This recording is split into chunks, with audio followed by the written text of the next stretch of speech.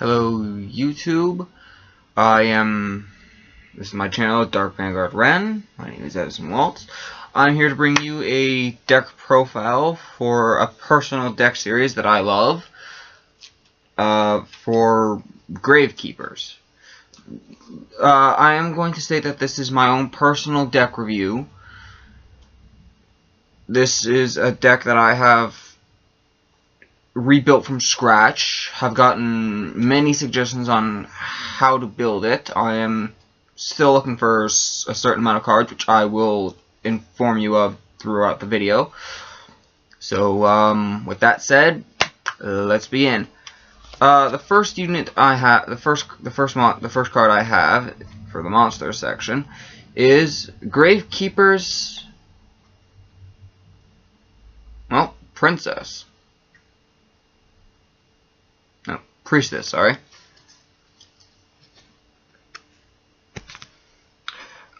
Basically she counts as Necro Valley, a field spell, and she also gives Gravekeepers an extra 200 attack and defense points. Her base attack is 1,000 and her base defense is 15. With Necro Valley, her attack goes up to 1,500 and her defense goes up to 2,000, but with her ability, her attack goes up to 1,700 and her defense goes up to 2,200. She's a level 3 dark spellcaster. Okay. Next up, and this is the card I will be replacing for one other card that I will have, which is not this card. This is Gravekeeper's Nobleman. Nobleman is basically when this card is sent from the field to the graveyard as a result of battle by an opponent's monster. I basically get to set one Gravekeeper from my deck in face down defense position. So, yeah, basically this is the card that allows you to get Gravekeeper's Spy, which I will be showing later on. The card that Priestess is going to replace is this one, Gravekeeper's Recruiter. When this card is sent to the grave, when the card is sent, it has to be from field. Because it says when this card you control is sent, meaning it has to be on field. When it's sent to the graveyard from field, doesn't matter by what, by battle, by card effect, even by tributing, which is a card that uses perfectly for this, you get to add one Gravekeeper with 1,500 defense or less. Nobleman is the card you want to grab. Unless you don't have any more Noblemans, then you would grab any other monster that fits that description. So I need one more copy of him. That's why Princess is there. The next card, which is the staple, which is one of the core cards of the deck, is Gravekeeper's Spy. Always run 3. I've heard people say that you have to run 2 because it clunks up the deck too much. That's not true. But Gravekeeper's Spy, when this card is flipped from face down defense position to face up, when this card is flip summon, basically, special summon one Gravekeeper with 1,500 attack points or less. So, Descendant, Assailant, Nobleman, Shaman, Recruiter. And yes, with Necro Valley on the field, their attack points would go up by 500, but they're still required because that's only after they hit the field. So, yeah, Gravekeeper Spy, good card. Next up is Gravekeeper's Assailant. Oh, yeah, I forgot. Basically, Gravekeeper's Spy and Gravekeeper's Recruiter have 1,200 attack points. Recruiter has 1,500 defense. Spy has 2,000 defense. This guy has 1,500 defense all the way around. Meaning his attack with Necro Valley on the field will go up to 2,000.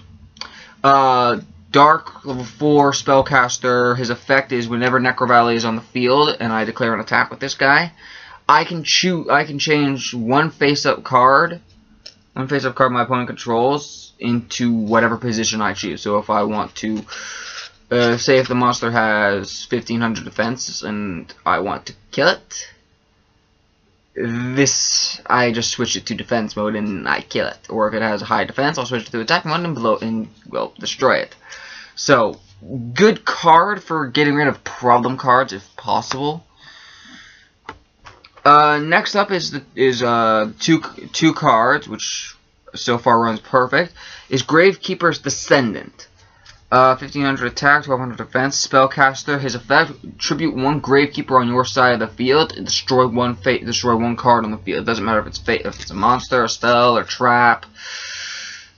If it's on the field, it can be destroyed.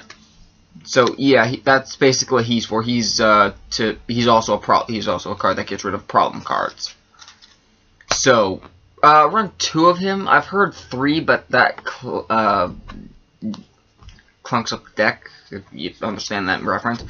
Next is, well, Gravekeeper Shaman, card I've already talked about. Level 6 Dark Spellcaster. Her effect, I'm going to turn around and read it. She gains 200 defense points for every Gravekeeper in the graveyard. So if you have, say, 5 Gravekeepers in graveyard with Necro Valley in the field, her attack or defense points go up to 3k. And can increase. The more Gravekeepers go in, the more her defense increases. Also, she protects Necro Valley from being destroyed by spell cards. So, oh yeah, and she also prevents your opponent from basically field barrier. That's basically what her other effect is. It's field barrier. Yeah.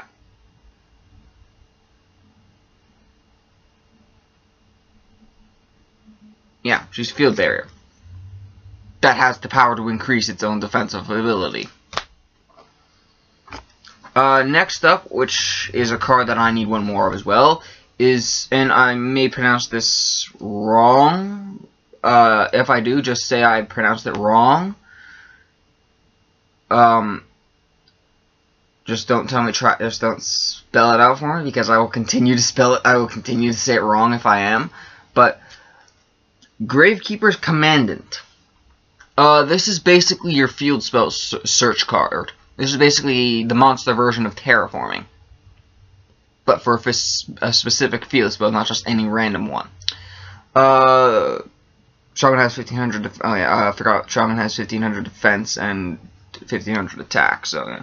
This guy has 1600 attack and 1500 defense. I need one more of him, and the card that is taking his place. Oh, this is the only Earth monster that you will ever find in this deck. This is the only Earth attributed Gravekeeper, which is funny. Or at least I find it funny. Next up is Gravekeeper's Assailant.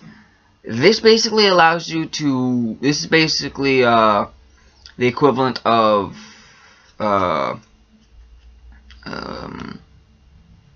Magical Stone Excavation. That's what this card is. It's basically the monster version of Magical Stone of Excavation, or any card that allows you to gain a spell card from your graveyard. But this one only targets field spells. Also, when he flips up, this is his flip effect. When he's flipped, target one card in the opponent's graveyard and send it back to the deck, to the bottom of the deck. Also, his effect is unaffected by Necro Valley. Also, if this card is also destroyed during the same time the first effect goes off, I get to add one Necro Valley from my grave to my hand, even if I already have a Necro Valley on the field. His effects are unaffected by Necro Valley. Also, he has 1700 attack and 0 defense, and he's a level 4 Dark type spellcaster. All the Gravekeepers in this deck are spellcasters. I do have one non-Gravekeeper in here, but I will get to in why, or at least its ability will tell you why. But next up is Gravekeeper's Heretic. Level 4 spellcaster, Dark, 1800 attack, 1500 defense, and when Necro Valley is on the field, the only thing that can destroy him is battle. No card effects affect him, as long as Necro Valley is on the field. The moment Necro Valley leaves the field, you can destroy him by any means. So, Book of Moon, Book of Eclipse, Torrential Tribute, any card effect that would target or affect any monster unaffected by it. The only thing that can destroy him is battle. So, very troll card. My friend hates this card because he can't get around its effect. Because he can barely destroy Necro Valley. So, but moving on to the final monster that I have, which is Thunder King Ryo. Anyone who knows this card should know why it's in this deck. Aside from it prevents my opponent from adding cards to their hand, I can also destroy a monster that is special, that would be special summoned, just by sending him to the grave. This card's main use is to stop my opponent from adding cards outside of their draw phase. Well, outside of drawing, to be specific. So, Pot of Greed is fine because of the draws. Jar of Greed, that's fine. Reckless Greed, that's fine. Even Chicken Game gets around this effect. If you don't know what Chicken Game is, it's basically a field spell that allows you to sacrifice 1,000 life points to activate one of 3 effects. One of the effects is to destroy the field spell. The other effect, which is what everyone tries to use, is you get to draw a card.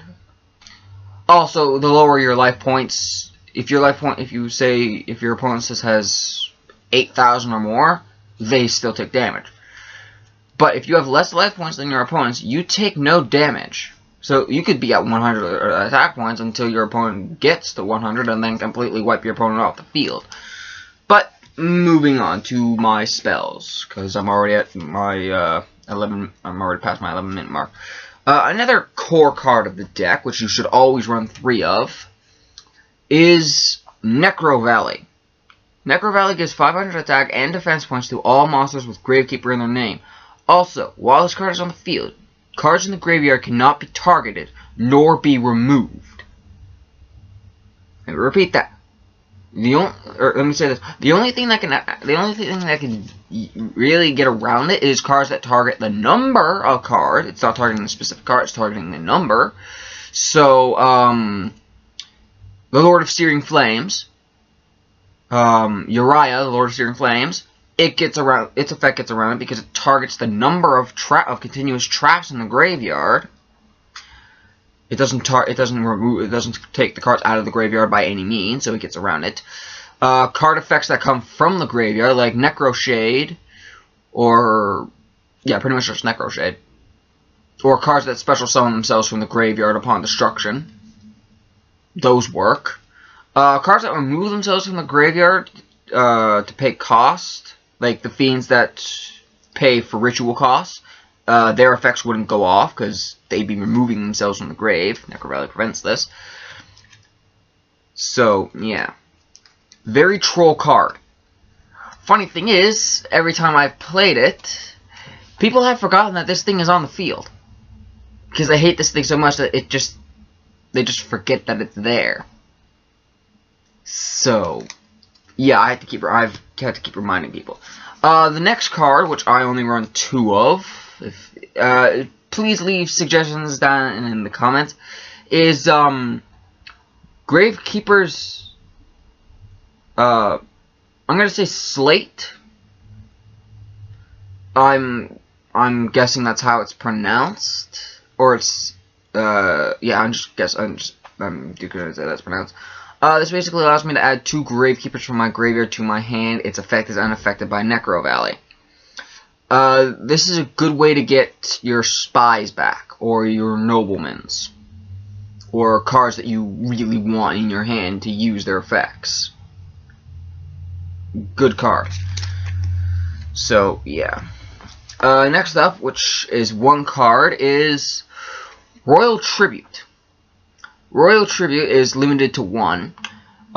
Basically, when Necro Valley is on the field, I activate this card. Both me and my opponent have to discard all monsters in our hand. If we do not have any monsters, but because of the ruling on this card, we have to reveal our hands to show that we don't have any monsters. That includes the opponent. Because people can try and get around this and saying, oh, no, I don't have any monsters, and then next turn summon a monster. I've heard that people have done this. So, next up is 2 copies, which I do hope to eventually get a third, is 2 copies of Pot of Duality. Everyone should know what this card does, but if they don't, this card allows you to take a look at the top 3 cards of your deck and add 1 of them to hand and then shuffle the rest back into the deck. The downside to this, which the wording confused me a little bit, is you cannot activate this card during the turn you special summoned. Meaning, if you special summon and then you intend to activate this card after the special summoning is complete, you can't. Which I find is complete bullshit. It says, the wording says, I cannot activate this card. The special summoning happens before anything else. So, when the special summon resolves, that means I should be allowed to activate this card. Official websites need to... An official comment website needs to put a ruling on this card. Or at least reprint it so the wording means... Or at least so it says... This card... You can only activate this card if you have not special summoned this turn. The turn you activate this card. This card needs to be redone to allow it to be activated after special summoning because, frankly, the way it's worded is confusing. But, moving along. Next card is 1 copy of Swords of Revealing Light, which I still do believe it's limited to 1. So, yeah, basically you get 3 free turns to summon and set up any strategy you want, summon any monsters you need, and set up a strategy that you want, without your opponent attacking. So, yeah, good card. Dark Hole, to get rid of problem cards, it destroys all monsters on the field. Unless they're protected by card effects, which I will get to in a moment. Next up is 1 copy of Mystical Space Typhoon. Good card. Gets rid of 1 card in the back row. Like I say, so you set your opponent sets 1 card face down, and you don't want to run the risk of it being a Mirror Force or a Torrential Tribute. Yeah, or any other problem cards that you know about. Next up is Book of Moon. This card is to be used on Spy, just to get off Spy's effect. It sets 1 monster from face-up attack to face-down defense. Next up is probably the card I'm going to switch out if I get another Pot of Duality, is Book of Eclipse. This takes all monsters on the field, except for those that are unaffected by card effects, and switches them to face-down defense. And at the end of the turn, your opponent flips them up into face-up defense, not face-up attack, and draws a card for each one flipped up. So, it's a decent card. I might switch it out for another Pot of Duality, so... Okay. Next up is my traps. So, for my first one, which is going to be a replacement card, I will get to what it's going to be replaced with, is Rite of Spirit. This card basically allows you to special summon 1 Gravekeeper from your graveyard, and it's unaffected by Necro Valley. So say, Heretic is destroyed, and you really want Heretic on the field. Good way to get him. Or Shaman's destroyed by something. Good way to get Shaman back. Next card, which has won me many duels, which I love, is Magical Cylinder. It basically takes whatever attack your opponent swung at you, and sends it back to them as damage. So yeah, it's fun. It has won me many duels. Next up is Dimensional Prison. When a monster declares an attack, you can activate this card and banish the attacking monster. Yeah. That's what that does. Next up is Compulsive Evacuation Device, or CED. I don't know if that's I don't know what kind of, that's the abbreviation I have for it. This card basically sends 1 monster on the field back to the deck. So, gets rid of problem cards as well. Next up is Bottomless. When a monster or monster or monsters are special summoned with 1500 attack points or more, destroy and then remove them.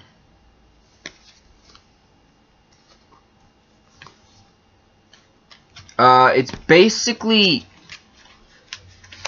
these two cards.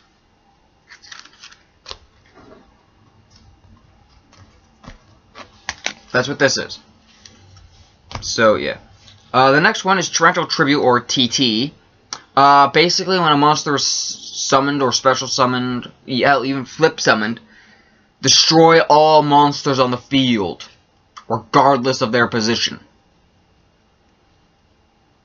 This is a world effect. This was known as a world effect, meaning cards that say that this card cannot be targeted. The only thing that gets around this is this, because it is unaffected by card effects. It doesn't say target. If this card was unaffected by cards that target, this just says it's unaffected by all other cards on the field, which includes Necro Valley, unfortunately. So this card gets around this, and every other destruction card. This is to get rid of problem cards as well. Next up, I run 2 Mirror Forces. Mirror Forces basically destroy all face-up attack position monsters once your opponent declares an attack. So, yeah, it's a decent card effect. Next up is Imperial Tomb of Necro Valley. Rite of Spirit is going to be replaced for one of these. So, yeah. This card basically states that when a spell, trap, or monster effect is activated while both Gravekeeper and Necro Valley are on the field, negate the activation, and if you do, destroy it. And you can only activate one of these once per turn. So, this is a good way to get rid of Quasar's effect. To get rid of Quasar, Quasar tries to negate Mirror Force, and it tries to activate its effect. This goes off. Its effect, I negate its effect, and destroy Quasar, and every other monster he has goes as well. If you want to get rid of Quasar before it even hits the field, basically upon its summoning, Solemn Warning. Solemn Warning basically says pay 2,000 life points and stop the summoning of any monster that's placed onto the field. Unless it's a card that states that no card can be activated on during its summoning. That's the only thing that can get around it. So, yeah. Next up is also a card that kind of does the same thing, but only during the opponent's main phase, is Grand Horn of Heaven. I'm going to read it. During our opponent's main phase, when they were to special summon a monster, or monsters, it doesn't matter how many monsters they special summon. So, the different dimension card that special summons as many monsters as possible. This card would stop those monsters from hitting the field. It negates the summoning. If I do, destroy that monster or the monsters. Then your opponent draws one card. Then end the main phase. So basically, if they have a monster on the field, they go straight to battle phase. If they don't have a monster on the field, they go straight to main phase 2. Next up is a card that prevents special summoning on both sides of the field until a card hits your graveyard. Vanity's Fiend. Or Vanity's Emptiness, sorry. Basically, when neither player can special summon monsters, destroy this card when a card is sent from the field to my graveyard. So, yeah. Pretty decent card. I would prefer the actual monster, although it has the same effect. There's the monster and then the trap.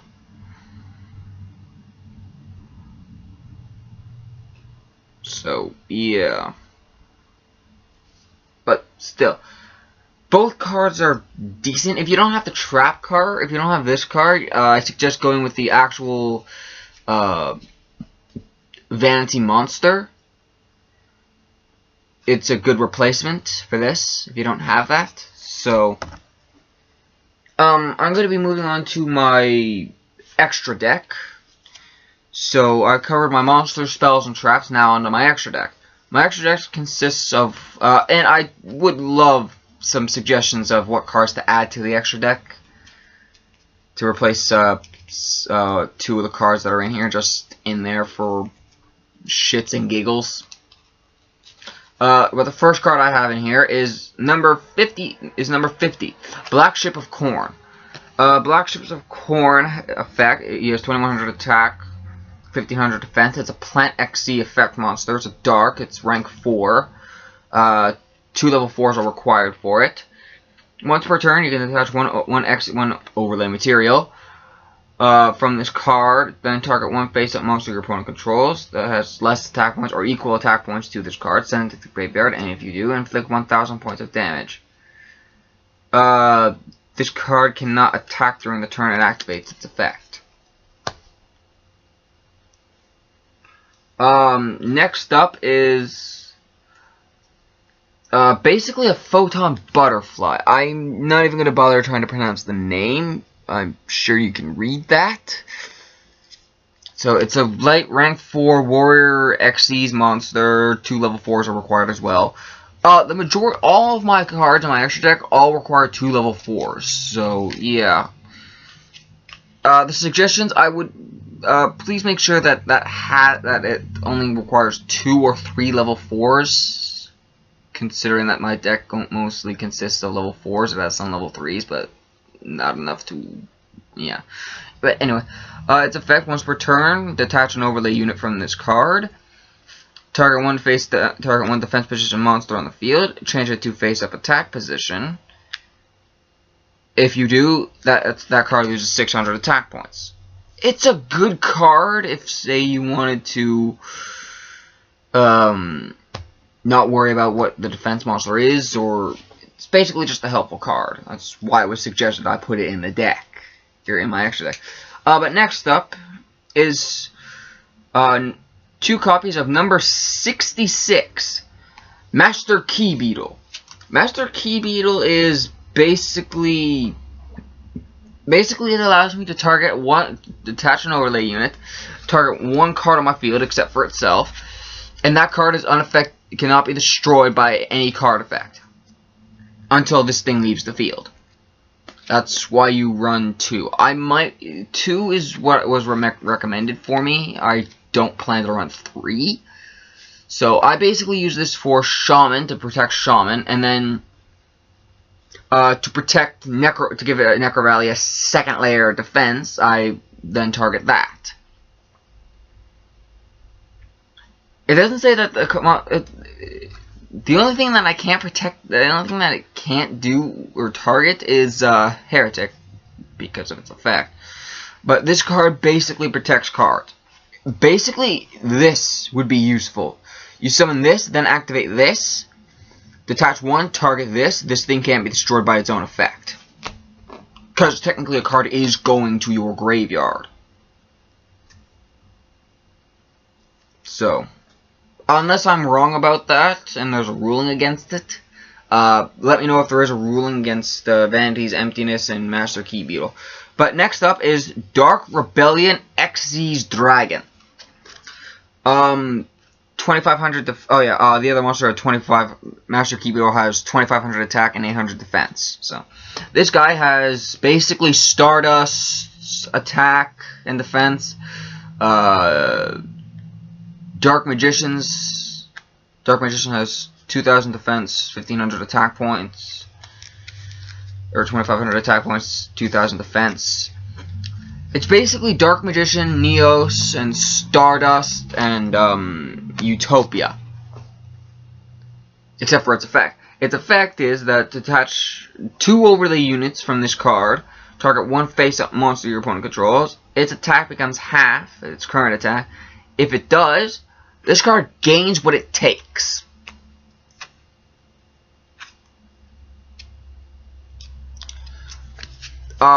Basically, say you have a blue a monster with 4,000 attack points, like say Cyber End Dragon, just for instance. This card will basically go up to 5k. Or actually, wait. I don't know. No, yeah, or no, sorry. You know, I'm gonna go with Blue Eyes instead because that's a lot easier to calculate. This card would go up to. Yeah, this card will go up to 4k. Just from Blue Eyes. Blue Eyes would be 1,500. The other 1,500 that it lost would go to this card. This card would become Blue Eyes Ultimate Dragon. Or another card I could take 1,500 points from would be the monster known as Ancient Gear Golem. Or any monster with 3,000. So Ancient Gear, Gatatron Chimera, Gear Golem, Obelisk the Tormentor after a turn after its special summoning, because you can't affect it during its special summon, which sucks. I finally got a ruling on that, or I looked up the ruling, so yay! So yeah, this card is basically good. Oh shit, I'm going over a little bit. The next card is number 39, Utopia. Basically, detach an overlay unit every time your opponent declares an attack. Negate that attack. If this card has no overlay units and is targeted from attack, this card is instantly destroyed, and your opponent basically gets a new attack target. Next up is just a card that has no effect. It's just there for, it's just a 2,600 point beater. Is Gem Knight Pearl. Gem Knight Pearl is basically just in there for shits and giggles. I basically put him in there if I just want to stall for a turn. Oh, yeah, one other little thing. Exact same attack and defense points. Just putting that out there. 2,600 defense, or 1,900 defense, 2,600 attack. Earth, rank 4, Rock, Xyz, you need 2 level 4s to summon it. If you have any suggestions, please leave it in the comments. I will try to get better at my introductions. I will try to make sure my time limit does not go over 30 minutes. So yeah, that'll be next time. Next time I'll probably just tell you to, if you want to know what the card does, look it up, because I'm trying to keep my videos shorter. But with that said,